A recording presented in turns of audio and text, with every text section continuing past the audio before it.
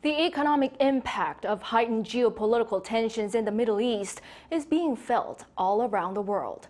In South Korea, the effects are being seen in the financial markets and oil prices. Our economics correspondent Moon Hye-ryeon tells us more. As Iran and Israel traded direct attacks against each other's territory for the first time, the South Korean won took a tumble against the US dollar. Recent data has shown that the exchange rate between the two currencies has risen by over 7% this year, exceeding the rise seen during the financial crisis of 2008. Last week, international oil prices shot up. The global benchmark Brent crude oil surpassed $90 per barrel. But oil prices have been fluctuating this week following Israel's limited retaliatory strikes, causing traders to dismiss the possibility of a sustained war between the two sides.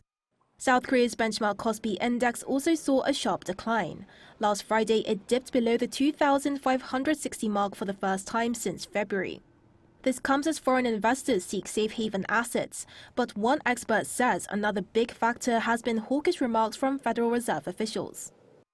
For high-tech industries, the interest rate is very important for their investment plans. So with longer period of high interest rates, that they may scale back on their investment plans, and that's showing up in the stock prices of high-tech industries.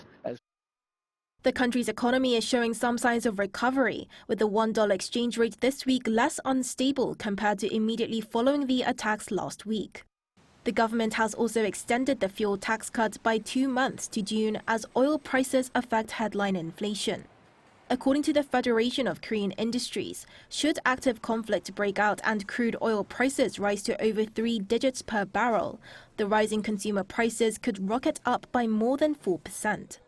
Fuel tax cuts could have a limited effect given that the core inflation rate excluding food and energy prices has been stable at around 2.5% this year. So this figure is the lowest level since 2022, implying that the price level, excluding the energy products, has stabilized a lot during the last 2 years. So given that the price level has become already stabilized a lot compared to before, we can expect that the effect of the tax cut will be somewhat limited. A ministerial economic meeting on Thursday discussed how supply chains as a whole could be affected. Finance Minister Choi Sang-mok described the supply chain as fragile as thin ice and highlighted the importance of a strong supply chain that many of the country's high-tech sectors are reliant on. Moon Hye-ryeon, Arirang News.